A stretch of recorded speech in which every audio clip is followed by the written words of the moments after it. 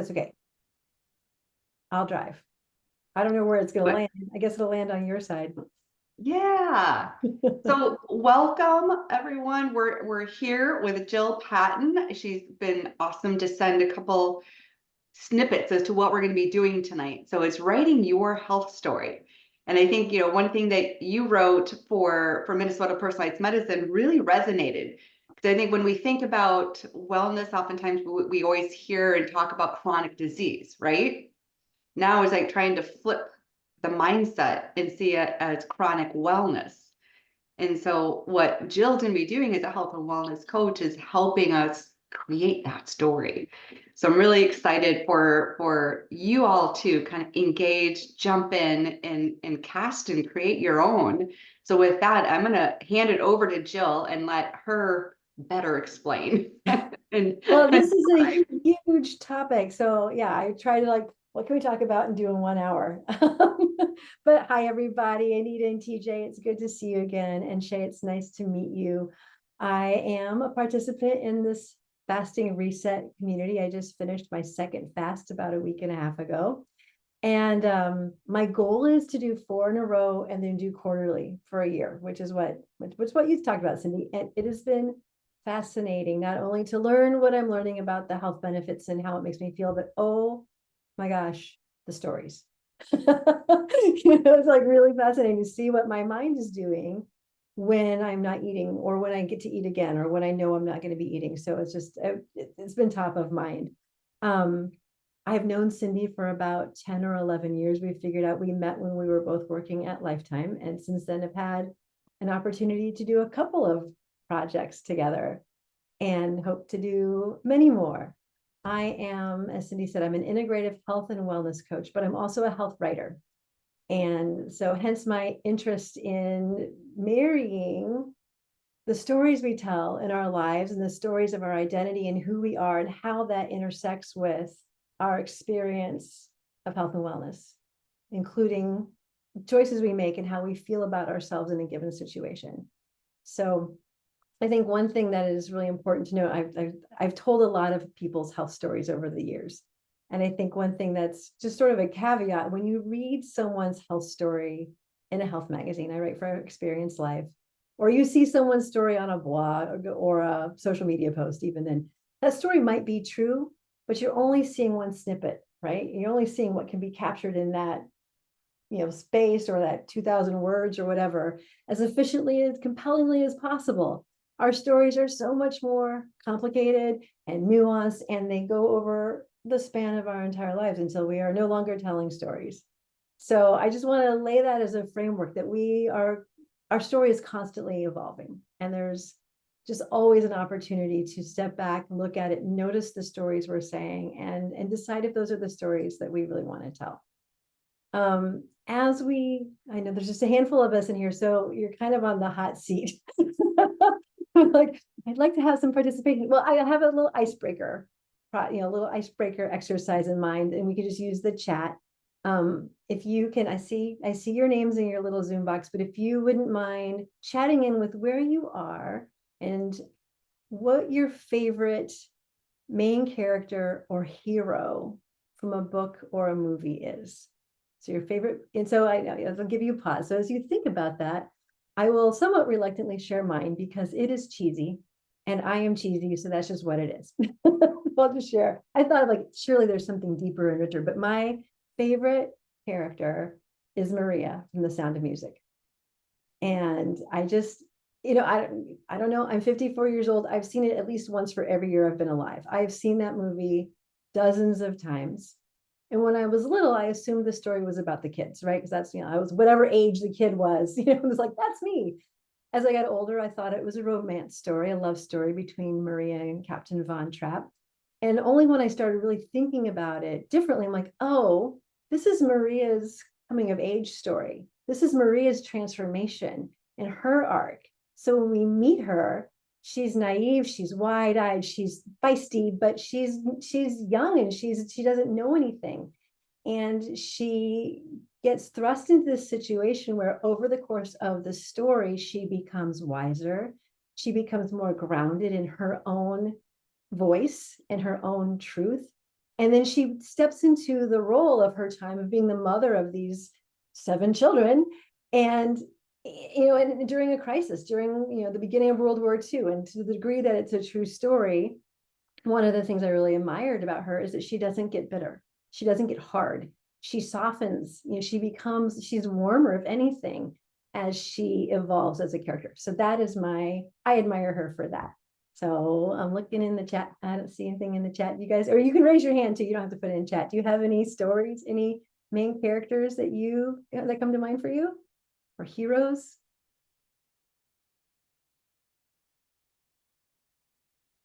Yeah, Shay. Yeah, I guess I, I've never really thought about this as a hero, but when you're saying the story about a movie, my favorite movie is Shawshank Redemption and the Andy Dufresne character.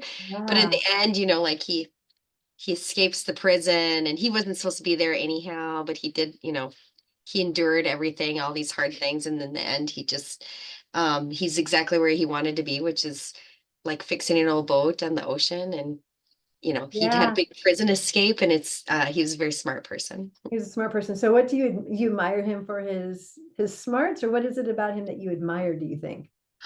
Yeah, I think like he kept his cool for a long time under Mm. very hard circumstances, and then stood up for himself and got, like not he was punished for just he had some scenes where he helped some guys get a little taste of freedom by speaking up and saying what he thought, and then um, he also got punished for that because the Mm. the prison guard knew that he was too smart for they were using him. And Mhm. so Mhm. I just like that he just kind of just took all of that, was patient, kind, didn't um wasn't like a harsh character, but then in the end, he escaped. And Yeah. And he advocated for himself. He had agency in his own life. yeah, he did. Yeah. Cool. Thank you. Oh. What do you guys think? Do you have one? Do you have one? Well, I do. Well, you go right ahead. Well, I mean, this is a challenge for me because I've been crazy about movies and books since I was in 5th grade, Yeah. which was sort of years ago. And well, it was over 50 years ago. So there's a lot of movies and things. But when Shay was talking and when you were talking, I was going, how many movies did I go through? And then all of a sudden, the thing that popped out to me was Steve McQueen in The Great Escape, The Great Escape. the Cooler King, because of his persistence. Um, none of them really wound up very well, but that was the story. But I just loved his persistence because he just kept going, and they Yeah. caught him, and then he would escape, and then they'd catch him, and he'd come back, and they escape. Loved it. That's awesome. Yeah. Well, and persistence, right? And I know that you guys keep doing this fasting reset month after month. Maybe that's something you've taken from Steve McQueen. Could be, could be. It's awesome. So, for me, it totally, I feel it draws a blank because I know it's going to be like about 4 minutes after this call is over. I'm going to be, oh yeah, what There's a about story. yeah? But recently the book that I'm doing quite a bit of reading now. I started back reading more fiction since the pandemic, the shutdown, and in retirement, and a book that just totally, blew my mind. Really was a book called Where the Crawdads Sing, and Mhm. it's not the movie, the book. And I just was blown away by the character. And I thought it was just a character just drawn to, you know, it was poetic. It was just amazing. This character came from no advantage and learned everything the hard way. Um, and it's very connected to nature. It's the Mhm. first book written by, I forget the name of the character right now. And if I would have known, I would have brought. This is Googled not it. a test. This is, you're fine. We're just getting I the, we're want to getting do her justice though, because the justice. instincts, she's very totally self-advocating beyond and not through education or anything, but except self-education and her experiences. And she does intuitively and just intuitively finds a way to survive and thrive in ways that go way beyond she's a real hero to me. Oh, I've never read that. I think I will. That sounds, It's written by somebody who does scientific writing, and it's the first novel she ever wrote, and it's all oh, swamps and in the southern part yeah, of the States, something I'm not familiar with at all, but I felt like I want to go to there yeah. and because it was so well written, and again, not the movie. Right, look, And yeah, they kind of, I Hollywood. will, I'm checking that one out. Yeah, it's just Really good. amazing. Yeah. Who's that? Shay, did you read it? Oh, I read the book first, and yeah, the movie gave it no justice. Very, Kaya was the name of the character. Then I was just looking up on my other screen. Is it Delia Owens? Is that? Yes. That makes that rings a bell. Yeah, Yeah. really, really easy to read book, but very it I feel sticks like with you for a long time. I feel like Yes. we could have a book club. Cindy, do you have a favorite hero? Gosh, when he said that, I'm like, I don't like just to come up with it, but I had to Google like what, I know what I would look at, and I just can't come up with it. So the only one that came up was like The Pursuit of Happiness, Mm, like with Will Smith. And I think it's just like coming through all these hardships yeah, and not giving in, not yeah, letting up. It's like you just keep fighting, you just keep rising to the occasion, and you fight for yourself. yeah. The Because you're the only one self-advocacy, who can fight for yourself. yeah, the self-advocacy, the persistence, the willing to take your own part in your life story. Well, I Yes. think we can just start right there. So thank you guys. I'm going to go ahead and share my screen and we'll get into the rest of this. That was great. Let's see if I can do this right. I practiced this a few times. So you should be seeing, uh-oh. Yeah, you should be, do you see the cattle pens? Mhm. Yeah. Okay, yeah, so that, just FYI, that is in Southeast Kansas in the Flint Hills. I grew up in Kansas City, and that is one of my favorite areas of the country. It's gorgeous. It's fun to hike there. But let's see if I can get this going now. Come on. Okay, now you see me? Yes. Okay. So the title of this presentation, this session, is that your health story can change your health. And I'm Jill Patton, and those are some of my favorite books in the background. And I'm going to start with sort of a bold statement that we are all storytellers. Even if we don't think of ourselves as particularly creative or writerly or anyway, that's not what it's about. It's about the fact that our whole lives are comprised of stories. From the time we're born, story is part of our existence. We're told fairy tales, we're told the stories of our families, we're told the stories of our communities. We are swimming in story. In fact, humans have always told stories as a way to convey information and make sense of the world around us. The cave paintings tell us how people told stories visually to explain the world to each other. We connect and form relationships over stories. Story is part of how we build empathy, which is, I did an article for Experience Life a couple of years ago on empathy. And one of the pieces of advice that I was given in terms of how to cultivate more empathy is to watch more movies and read more novels, because it puts us in the world of other people. It's how we understand each other, feel part of a community, and feel less alone.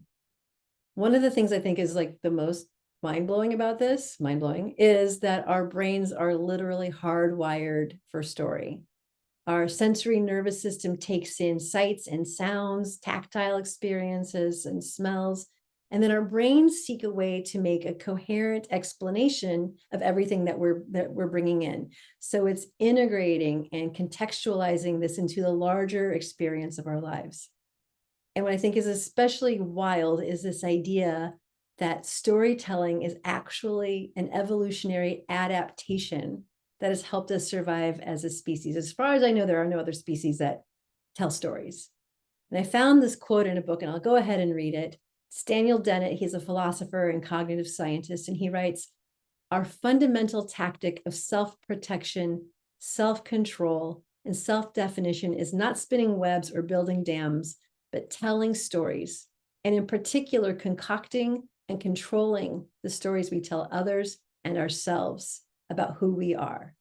I mean, that's kind of like more than building anything, we are telling stories. Any PR person will tell you that, right? It's like, it's all about how we project ourselves and how we understand ourselves. And that happens through story. This kind of blew my mind when I read this. So I thought for purposes of tonight, we should define what is story. And if you were, I was an English major for a couple semesters and before I switched to journalism, but if you loved English class, 10th grade English, you might have learned the structure of a novel or a short story, you know, starts with the exposition and goes the rising action, climax, and the denouement, or falling action and the resolution. Or if you're familiar with Joseph Campbell, who was a comparative mythologist, a comparative religion professor, who came up with this idea of the hero's journey or the monomyth that so many big stories, big movies are based on. Think of Star Wars, think of Lord of the Rings. I would submit that even The Sound of Music follows the arc of that monomyth. It's where, you know, there's a hero has a call to adventure, first rejects the adventure and then decides to go on. It has a series of battles and wins and losses and terrible things, and over time evolves until they are transformed and eventually come back to some home. Now, all those things are great. They're way too complex for what I'm talking about. So for purposes of this conversation, I look at story as events that are linked in sequence across time. So events in sequence over time. And then we connect the dots, we interpret things, and we create meaning. And this interpretation becomes the plot or the plots of our lives. And the really good news is we get to decide what these events in sequence across time mean. Now, that might not be so easy. You know, we've had big challenges in our lives. Some of us may have experienced trauma. So it's not simply just deciding that time wasn't so bad or something like that. There might be healing work that needs to be done. There might be therapy or coaching work that needs to be done to make sense of things that have happened and to find new meaning from that. But ultimately, we are the ones who tell our own story. And our stories are interesting because they reflect our beliefs. Our stories that we tell ourselves and others reflect our values and what we want. They reflect what we fear. Our stories reflect decisions that we've made in the past or actions we've taken in the past. But it goes both ways. Every time we tell a story a certain way, it reinforces its meaning in our own minds. So our stories can also affect the actions we take and the decisions we make. Imagine if our stories that we tell ourselves are that we're weak or that we're incapable. And we've got some evidence of this. You know, we've decided this is our story. Well, that's going to absolutely affect an action we take in the future or a decision we make or what we're afraid of. It's, you know, it's going to affect the things that we fear and that we desire and our beliefs about ourselves. So we have to be really mindful of what our story is. I get kind of passionate about this. It's so interesting. I think too, the other thing that we really need to pay attention to is the stories in our lives are not happening separate from us, right? We play a role in our own stories. We have a character, and the roles we play, the characters that we are in our stories are going to change based on a situation, based on times in our lives or spheres in our lives where we have more or less control of our story or the story we want to tell. So the story we tell, or the role we play in our life when we're 11 is different than the role we play in our life when we're 45. The character we are at work is different than the character we are at home with our family. So there are a lot of different roles that we'll play in different situations. But so if you think in terms of agency, control, influence, the things that we were talking about that we were admiring in our hero stories. Raise your hand if you've ever felt like you're the hero in your story, you know, for a day, even like you're on top of the world. I feel like I'm a hero today. Yeah. Yeah. Okay. Raise your hand if you've ever felt like you're the victim in your story. There are forces working against you and you are the victim. Raise your hand if you've ever been the bad guy in your own story, like the villain, like maybe some part of you, right? Maybe your body's the villain. Maybe you're at war with some part of yourself, right? So there's that conflict that's happening within yourself. And raise your hand if you've ever felt that someone else entirely is telling your story and you're just in it. like, I'm just here. Someone else is driving the boat. So all of these roles are normal, right? It makes sense that in some areas of our lives or times we have more or less control. So I guess one thing I want to say is that I'm not advocating like a rah, always be the hero of your life, or, you know, hey, let's reframe and tell your life is sunshine all the time. But I do think there's value in stepping back and saying, okay, the role I'm playing now is, or the story I'm telling myself now is. It starts to become just like, are you aware of the story that you're in? And you're like, oh, that's great, Jill, but what does this have to do with my health? And I guess I will start by saying anyone who's ever faced a health challenge or trauma has a story to tell. You know, the events in our lives are woven into our life's narrative, and especially if you've had any kind of significant health crisis or live with chronic illness or chronic pain. These stories get very complicated, right? They become very interwoven, and it's hard to pull the threads of like where this part of the story comes from or what, you know, what happens with this story. And I think that one thing that really happens, particularly in health stories, probably in a lot of different stories, but particularly in health stories, is that there are a lot of co-authors. We're not the only ones writing this story. So if you think back to how your parents responded when you were sick or injured, that might still play a role in how you respond now when you are sick or injured. If you think about your friends and the experiences of your friends and family and how you observe that, and maybe how you internalize and unconsciously how they handled it, that might become part of how you tell your story when you have something come up in your health world. Media, obviously, social media, oh my gosh, influencers are telling our stories for us, and we might not even realize it.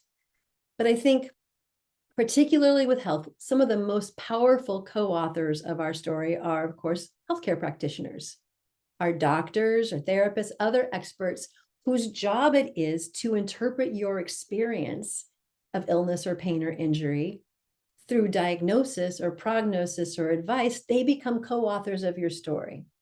And so any of these can be empowering sources, right? You can get really great insights and advice from any of these sources, or you can be really disempowered.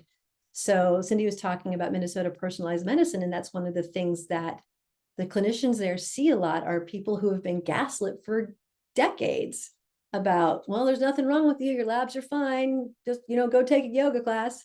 And I am not discounting yoga, but I will say that, like, you know, if our stories aren't heard, that in turn becomes part of our story. Is that, well, we're just crazy, or it's not that important, or whatever.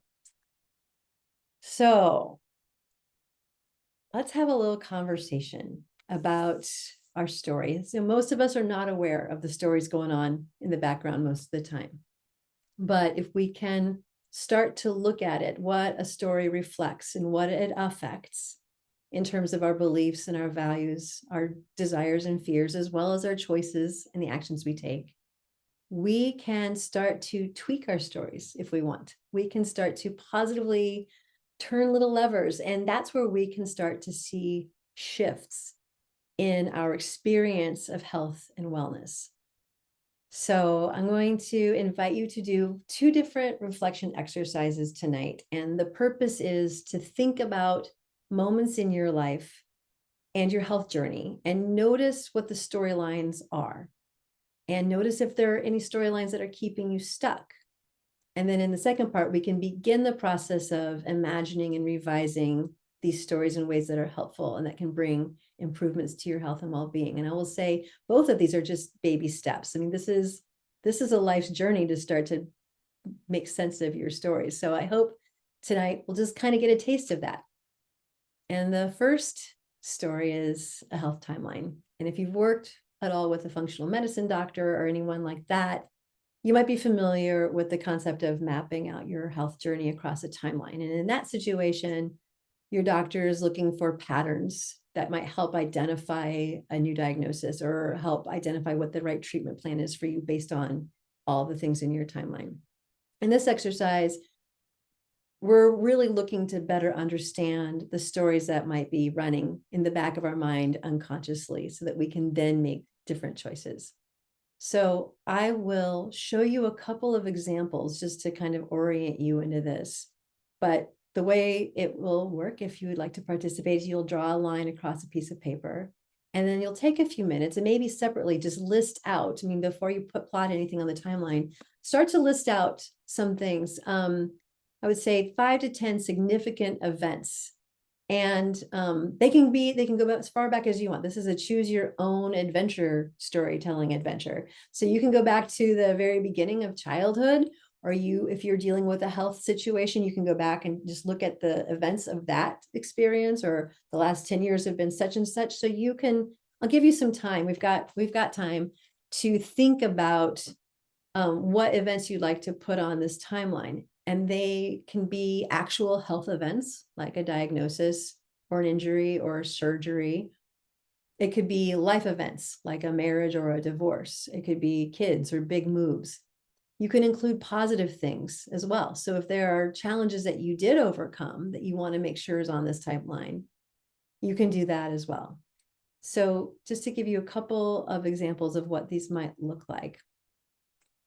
This is my relatively simple story. I haven't had a ton of health issues, but when I was a kid, I think I was on a Z-Pack all the time. I just feel like I had strep throat every time I turned around. Shockingly, when I got to late adolescence in college in my 20s, I had all kinds of digestive problems. When I was 21, I tore my ACL and had replacement surgery or ACL replacement surgery. Did not do my physical therapy because I was 21 and too busy for that, didn't understand it, and made my injury much, much worse, and eventually had to have the surgery redone in my late 20s, at which point I'd done so much damage that I was no longer able to do high impact anything. Skiing days were over, running, jumping over when I was 28 because of that experience. In my 20s, I had a lot of nutrition ahas come up, some of them about like what makes me feel better. I started to just become interested in general. I also started practicing yoga in my 20s. And when I was 40, I was diagnosed with breast cancer. And so those are just a handful of things. Now I'm healthy and happy and doing this health coaching and health journalism thing. But it's a pretty simple story. And this one goes back all the way. I have another story here I can show you. This is my friend Jane, not her real name, but she has a much more complicated health history. She had 2 eye surgeries when she was a baby, series of chronic infections. She was bullied all through school. So she has that social trauma and a lot of anxiety. She had another surgery. I can't remember if that was another eye surgery. At some point, in her young adulthood, she was diagnosed with a whole series of intolerances, food intolerances, including dairy and gluten and histamine intolerance. Her second child was sick for a while when the second child was born. So it was just a lot of stress. My friend was eventually diagnosed with adrenal fatigue. She has 2 autoimmune diseases. And she's now been working with a naturopath for the last several years to make sense of all of this. So as you can see, her story is super complicated. I could go back and tell you a full story just about the knee surgery. I could tell you a full story just about the cancer. So I'll shut up now and let you take about 5 minutes or longer if we need and start to map out your own timeline.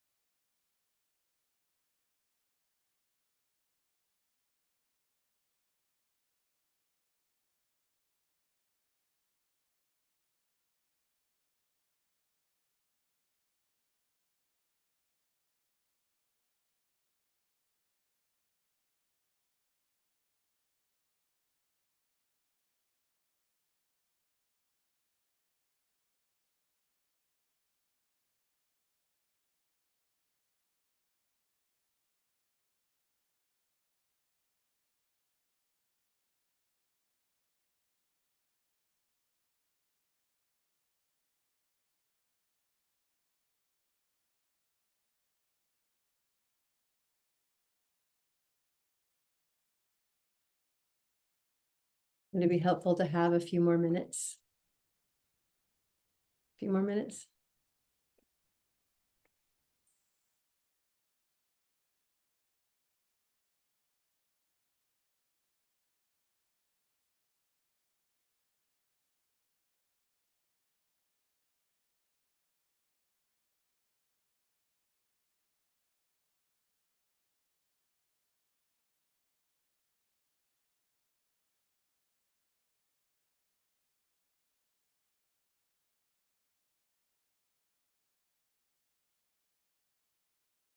So no rush, but when you're ready, give me a thumbs up.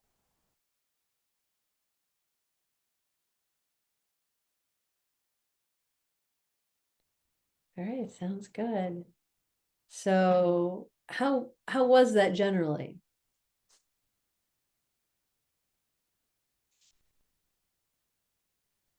How was it in regards to mapping it out? Yeah, what was that? How was that? What was that like for you? Just high level, like, was that interesting? Was it weird? Yeah, and I think it's like, as I was writing it, I'm like, holy crap, there was a lot more than, I kept coming back, like, wait, that happened, that happened, that happened, like squeezing things in. So it Mm-hmm. was a very full timeline. Very full timeline. Yes. Would anyone be interested in sharing, if not the actual timeline? I couldn't figure out how to have you then in turn share your timeline, but would anyone be interested in talking about their timeline and doing a little bit of a reflection exercise that we can all be part of? I will. Yeah. Okay. Do you want to, what are you comfortable sharing? Would you like to kind of outline some of the things that were on the timeline? I think there's a lot of ways to look at this, and it feels like it's got a lot of holes in it. And I go, why did I choose that? I went get it. child, teens, 20s, 30s, 40s, kind of that way. But I realized the way I was looking at it was how I saw health for myself through those decades. How you saw health across the decades. Yes, yeah, for how I relate to it and my yeah, I could give you an example. Yeah, Like I'd love, yeah, if you don't mind. the thing I kind of remember myself as basically, if I didn't have great, fantastic health, I had pretty good to excellent health, I think. I didn't have like, a childhood difficulties, except I had chronic ear infections every year.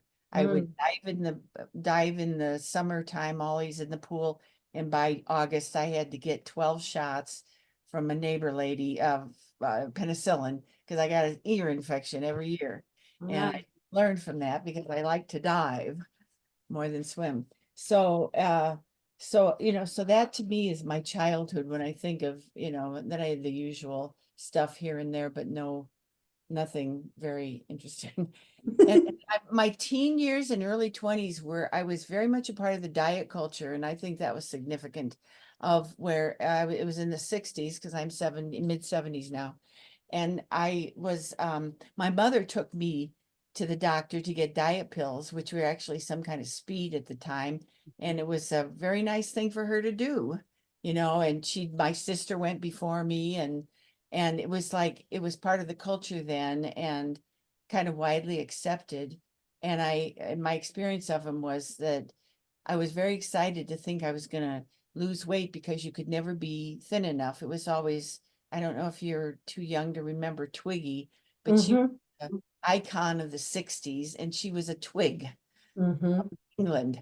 And that was the water I swam in. That was my existence. That was everybody I knew, no matter how so you could never, it was, you couldn't be too rich or too thin kind of thing that we got from the generation before. And I don't know about the rich thing, but you couldn't be too thin. And I also went on to be study acting and professionally, and right there in the very best of training. I was taught by some of the most amazing teachers in New York that you can't be too thin if you're an actress.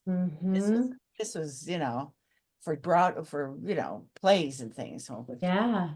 So it was really that's really a part of what I came from is, and another thing in my 20s was that a stressful lifestyle was only laudable. The more you did, the more the Mm. more you put in, the more work.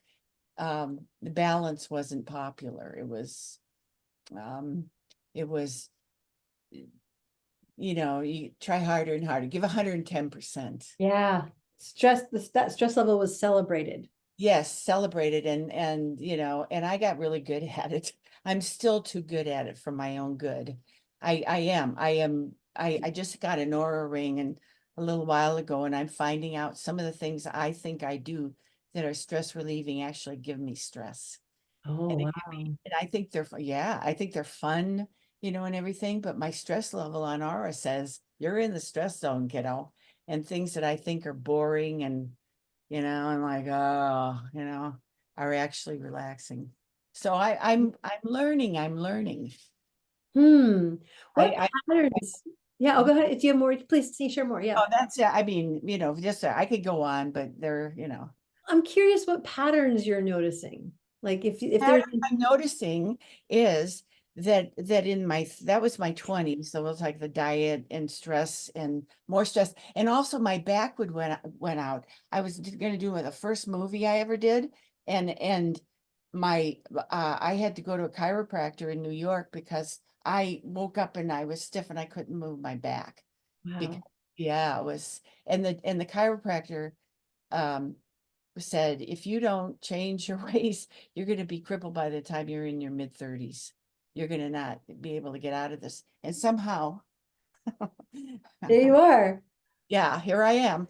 But I also had my life upended and all the things that I packed into that stress to make the career and everything, they upended, and I ended up uh, getting away from that lifestyle, and wasn't easy, but I think in the end it was the best damn thing that ever happened to me. And Mm. and then in my 40s, and I would start having like thyroid deals where I had to go in and check, and and a little of this, a little of that, I some surgeries and everything came and went. 50s, same with 50s, but also in my 50s, upper 50s, I started to switch to health and found this really cool place called the Marsh that had Mhm. a aesthetic culture for health and wellness.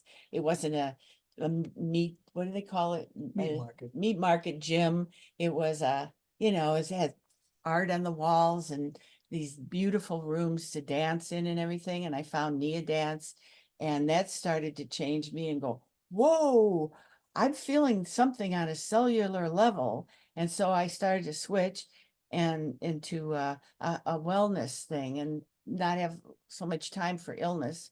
And then in my 70s, 60s, and late 60s and early 70s, I I became a healthy deviant. Oh, yeah, you're a Pilar, you're a Yes. Pilar's We tribe. are, we are Pilar, you get sick of us, how much we're crazy about Pilar, both of us. But it's, meanwhile, it's its own challenges. Right now I am dealing with, found out in November, I was diagnosed with AFib. Don't know what to do with that because I went from no meds in my mid 70s to 3 honker medicines, and I have to navigate that. I'm getting Cindy's help on that, and and finding as a healthy deviant that you know, I feel that the medical system is broken. I have to advocate for myself, but it's not very healthy to think that it doesn't have anything to offer me. So Right. I have to deal with a certain balance. Mhm. Anyway, so Well, okay, so yeah, I'm curious the patterns that you saw. Like what meaning do you make of this long arc of these changes over your life? I think it's it's one of my, has something to do with my, off the top of my head, and it's probably superficial, but but maybe not, is my, I just keep wanting to um I wanted to keep learning. It's Mhm. you know keep learning and opening to I don't like things shutting down. I Mm. just don't like the feeling. And I think that there's a line in Healthy Deviance where you go for that. A dramatically expanded sense of what's possible when you become a healthy deviant. You know, it's the unhealthy default reality that tells you all those Yeah. limiting beliefs that I think you mentioned, right? Yeah. And then I just go, well, nobody knows for sure.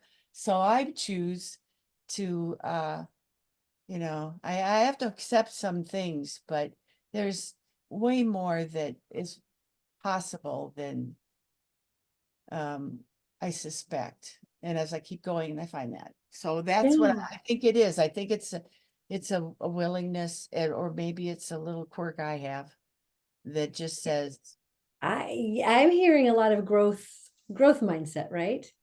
yeah, Yeah. you know, like you can take, you know, you could take years to die, or you could take years to live, and then do a little bit of dying at the end. Right, exactly. I like that.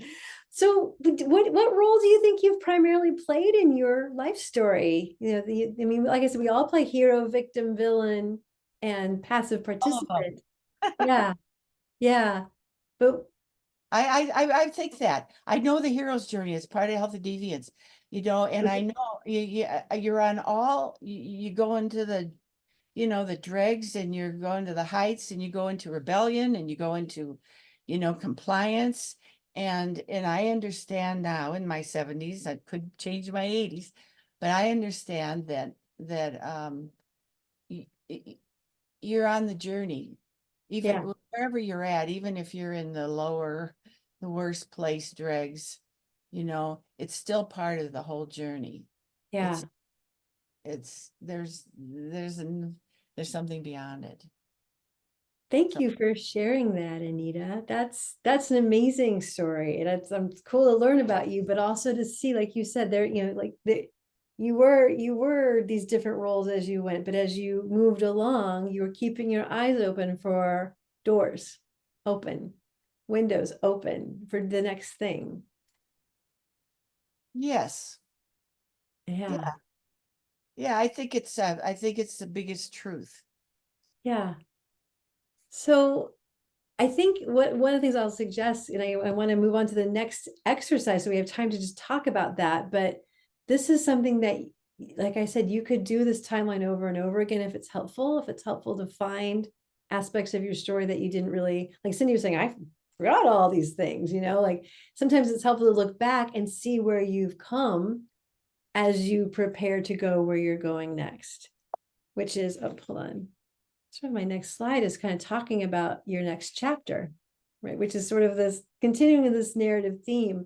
So in this first exercise, we examined or began to examine your health story, starting with just the facts, but then looking at how you tell your story to yourself. So how Anita started to tell herself, I'm now a healthy deviant, the dots that you connected, the things that you believed to be true now, and you can consider how much these affect your approach to well-being. The next exercise, which will just be some more journaling, but is about writing your next chapter. And Claire Zammit is a leadership coach, and this is not her exact quote. This is a paraphrase. I have a friend who's one of her students or coachee, but she says you can't build a new story on top of an old story. So as long as you're unaware of an old story, especially one that doesn't serve you, you're living it. But then she also says that empathy, and I would say self-compassion, is needed to dissolve the old unhelpful stories. So I think if you're stuck in a story, the answer starts with self-compassion. Feeling compassion for the victim, feeling compassion for the villain, and we can go a million different directions with this, but once you can honor your story, even the hardest parts, that's when you can start to explore whether there are other stories you might tell, other interpretations you might find. And one of the things I think is the most powerful is that the act of actually telling your story is the way to start healing, if indeed healing is what you need next. So the final exercise, if you will, and we'll just take a few minutes, and you can write down these questions. Is where, if anywhere, do you feel stuck in your story? If you could change one thing about how you tell your story, like maybe can't change what happened, but how you talk about it, how you tell your story to yourself and to others, what would it be? What would you change? Where can you have compassion for yourself, whether you're in the role of the victim or villain or passive person? Where can you forgive yourself for having played that role? Because we all have to play those roles. And what would be possible if there was something that you could change about your story? And again, I'll just give you a few minutes. I know we're kind of wrapping up, but if you want to take a few minutes to consider that, and then we can discuss that a little bit at the end, let's do that.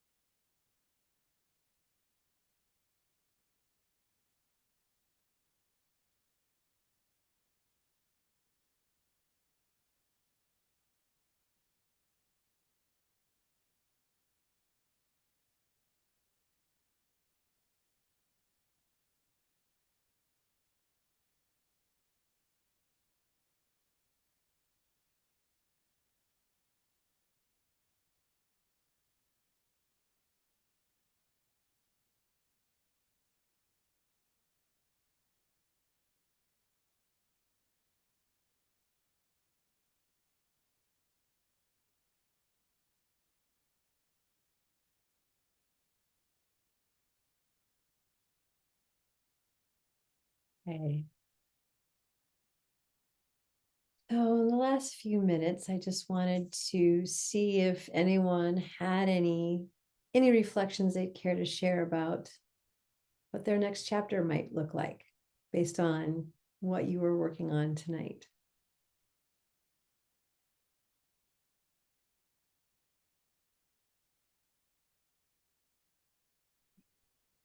You're on.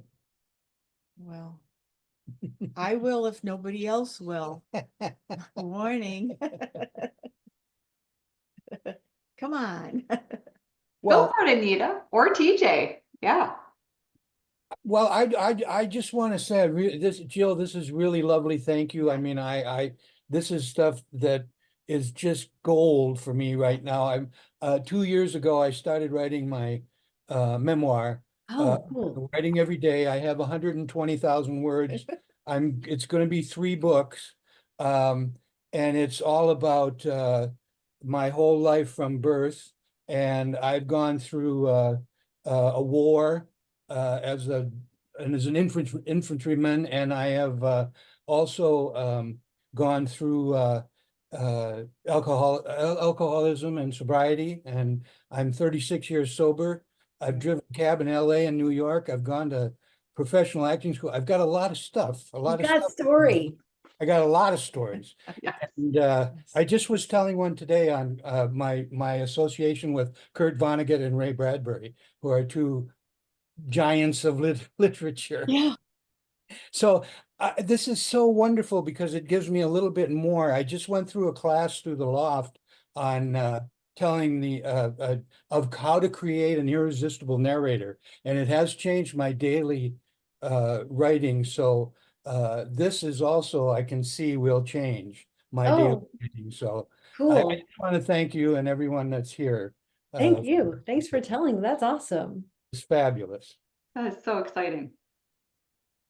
That's like how you're going to go forward now. Yes, What's exactly. possible? That was the question.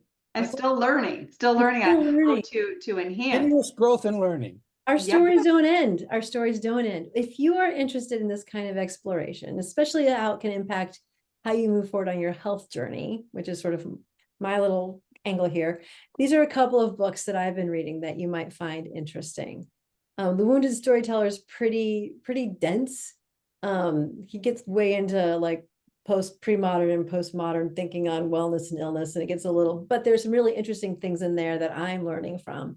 And the healing power of storytelling is a lot more approachable and fascinating. It's a Harvard trained physician who was diagnosed with MS, and how she learned that, she hid her story for a long time. She didn't want people to know. She hid it from herself long enough for it to get worse, and then she hid it from people for a long time, and realized that the act of telling her story was itself healing, and has put together a nonprofit around that. Also know that I am putting together a pilot coaching group for a 6-week coaching program. I'm looking at June-ish for when I want to kind of do the first one. If it's at all interesting to you, or you think you know someone who might be interested, please drop me a line. I'll let you know as it comes together. There's no commitment needed to just get information if it's something that's on your radar. And here's my contact information. My website's just jillpatton.com, and I'm jill@jillpatton.com. And if you can't find me there, you can find me through Cindy. So that is what I have to share with you tonight. I really love having this conversation. I'm glad you were here. And this is the first time I've presented this one, and I think I'd like to do more of this and see if, have more people participate in things like this. Oh, I think it was fascinating. I think, again, just especially like that follow-up, like your next chapter. Yeah. Like, those were really compelling questions to like re-look at your story and your timeline and to see it differently. Yeah. And you're exactly right. I mean, our mind is so much stronger than our physical body. And so by changing your story or adjusting what you're focused on changes. Just like what was the name of the gal who had MS? I mean, Right. that's right. It's significant. It may or may not actually change your health condition. It could. I mean, if you are not taking steps or doing things that undermine your health because you're caught in a story, it could actually change your health. One of the things that I'm thinking a lot about for the people at Minnesota Personalized Medicine who have, chronic, complex, multi-morbid, really, they may or may not, be cured. Heal. Right. They could be healed. They could find healing through understanding a different way to tell that story. So I hope as I've been thinking about this more explicitly, it really has changed a lot of things for me in, other areas of my life as well, because it's not just about health. We have money stories, we have relationship stories, we have all the stories, right? Yes. Well, thank you all. Shay, it was nice to meet you, and Anita and TJ, I will probably see you again in a few weeks. Yes. And hopefully Shay's back on board with us too. So that would be awesome. Cool. Excellent. Well, thank you so much, Jill. That was so fulfilling and so just eye-opening. So thank you. You're so welcome. I'll hop out of there. There we go. And then Well, if you could just stop recording, because you're in control.